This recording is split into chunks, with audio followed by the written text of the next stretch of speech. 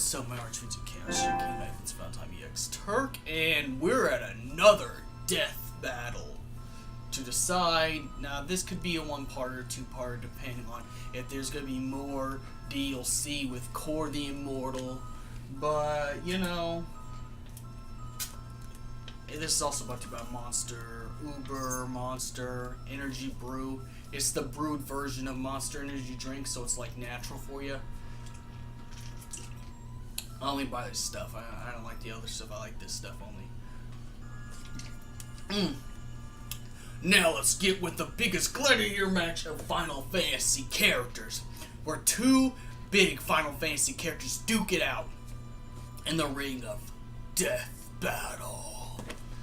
Okay, so but this will be the death battle. Like I said with the other death battles, this will be about their skills, their weapon usage, and how powerful they are, and their skills, their levels, their abilities, and what they can achieve. So on one side we got pretty much the the previous King's Shield, who's lived through generations, who survived the trial of Gilgamesh even without completing it. Core the Immortal. And Core the Immortal is pretty much... The Core of the Immortal is so feared and reviewed that even the Niflheim Empire is afraid of Core the Immortal. Quoting, you know, Loki. So, yes, Core the Immortal... Okay, Core the Immortal's skills is he's really... Core the Immortal's skills are usually sword-based, but his sword-based stuff... This is why I think that he could, you know, he could... be kind of related to Gilgamesh just a little bit, because his sword style fights the same way as Gilgamesh. As you remember, if you played episode Gladiolus, you remember that, you know. Hold on, let me get the music back up. I don't know what's going on with the music. Okay. Sorry, I got music kind of shut off. So Core the Immortal fights like Gilgamesh as well. He's also one of the only men who's actually chopped off Gilgamesh's arm during their tests, from what we know. But he's so feared by the Niflheim Empire, and it was actually King Regis's guard, and even before that, he was Regis's guard. At age 15, he was able to join the King's Glaive Crown's Guard army at 15 years old, you know, because how talented Core was. In fact, part of the training that Gladiolus got, not just from Gilgamesh, but also Core as well, and that's why Gladiolus is so strong. There is no magic ability, per se. It's all swords with Core the Immortal. But the reason why he's called Core the Immortal, he's been doing this for years on end. So Core the Immortal is very ancient. Now, he ain't no spirit like our other boy Auron is. You know, he's not no wandering spirit or anything like that, so... You know, so with that being it is, you know... So those are his skills pretty much. He's good with swords. And he's pretty much survived for a long period of time. He's actually survived the most treacherous stuff ever thrown at him. That's why he's called Core the Immortal. Now let's go to our boy Auron. Auron is actually a spirit. And this is going to be a spoiler right here. But Auron's good with swords and magic attacks using his sword. So I'd have to say Auron wins on the fact that he can use magic attack. Auron wins the test of skill, the test of, you know, actual weaponry. Auron would win just on the fact that he can use magic with his swords, and Core can't. You know.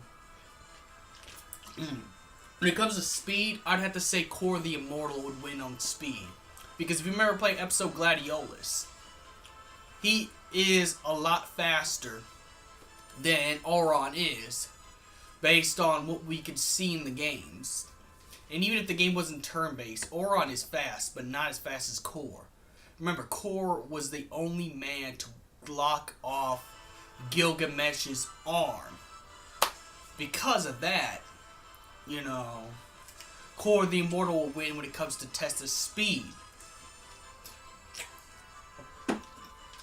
So test of speed, I'd say Core the Immortal would win that one. Now endurance, now it's going to be really hard because, you know, Auron has survived the attack of Sin and became a spirit pretty much. So he lives right after death, as you know, as you see. Now we're not going to be talking about the Kingdom Hearts one because that's a different one, and we're not going to put any other variants except for the Final Fantasy X one for against up to Core, because we do this all the time. I've said this before. We're going to choose one variant versus the other variant in the Deathbattle series. But yes, it's really hard. I think they're both a draw when it comes to endurance. You know, Core has survived a lot of attacks, not only from Gilgamesh, but from his missions, and comes back alive each and every time, which gives him the name Core the Immortal. And Auron, he survived Sin, so when it comes to endurance, they're both equally balanced. So that's a draw right there, right then and there. That'd be a draw, you know. Now when it comes to magic, Auron would win that one because, you know, Core doesn't use magic, period. So it'd be an unfair advantage to Core. Core don't use magic at all, so that ain't gonna be, I'm trying to think what else. Vitality, it goes with endurance, and they're both balanced on it. They can survive a whole bunch of stuff, and they're, you know what, they're both human. Well, except Auron is a spirit in the current Final Fantasy X game. So I guess when it comes to vitality, I'd have to say Auron's stronger just on the fact that he's a spirit, and you know, they can handle a little bit more than a human could, even if a set human is called the Immortal. So yeah, this is a pretty short death battle. I'd have to say for the winner, I would have to give it to, I hate to say this because you know, I like Core a little bit better, but I'd have to say Auron, because there's two factors. Auron is a spirit. He can use magical attacks. He laces his magic attacks with a sword, which Core can't use. Well, it's not that Core can't use magic. Core never uses magic. You know. Now, Core's speed will cause Auron to get serious about the battle. So, with that in there, this will make Core. This will make Auron take Core seriously as an opponent. But I think it would help Core if he would have been, you know, gifted with magic abilities with his sword. Sure, he can use some strikes that you can't block, unblockable strikes. But Auron can use powers and lace it with his sword, which would make him a little bit stronger. Even though Core is Core the Immortal. An immortal human versus someone who's already been dead. Technically, the true immortal would be Auron, on the fact that he's came back as a spirit, you know. And he survived the attack on Sin, which I don't really see Core doing. Core is very powerful. And before I get dislikes, I know there's Core fans. Core is very powerful, very strong. But I think that magic attacks laced with the sword attacks is kind of a very important step in this battle. They're both good swordsmen and equally skilled with the sword. I just think if Core started using more, if Core started using more magic, you know, if he started using more magic laced attacks with the sword, he'd be this would actually end up being a draw. So I'd have to give it to Auron on the fact that he could do a little bit more than Core could. Even though Core's speed triples that of Auron, I can't really give it to a draw.